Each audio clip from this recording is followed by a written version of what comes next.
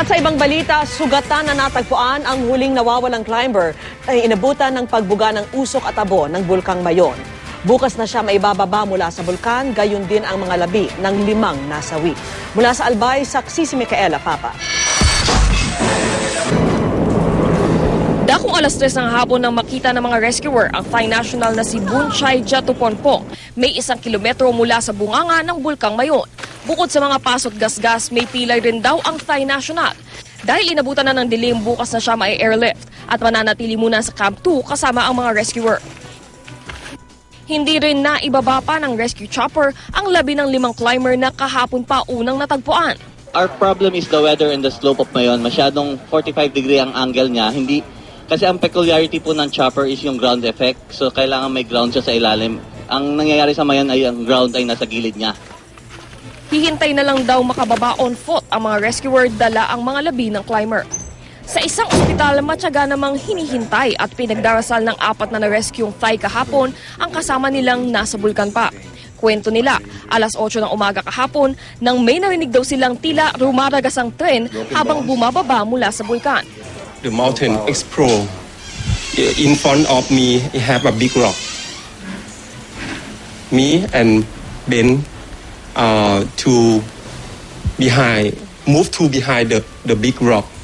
I saw the sky, many red rock hover on the sky. I think, oh, I'm dying. The hot rock behind, inside my shirt, small one. Oh, very hot, and burn my back. Kita sa mga dala nilang gamit tulad ng camera at bag, gayon din sa mga tinamong sugat kung paano sila inabutan ng mga nagbabaga raw na bato ng bulkan. Mabuti na lang at minor injuries lang ang tinamo nila. I think maybe I will die if I not wearing helmet. The first attack in my head, first hot rock, and the helmet take off my head. I get it to wearing again, and the hot rock attack my head again. I think, oh, it's so lucky to me. Sa kabila ng mga pangyayari, hindi raw maghihigpit ang lokal na pamahalaan sa pag-akyat sa Mayon, bagamat hindi ito ini-endorso. As a civil administration, my duty is to follow scientists. Scientists were provided authority by the government.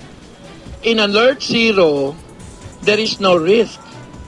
If there's no risk, then it's just a piece of mountain. And therefore, the risk pertains to mountaineering.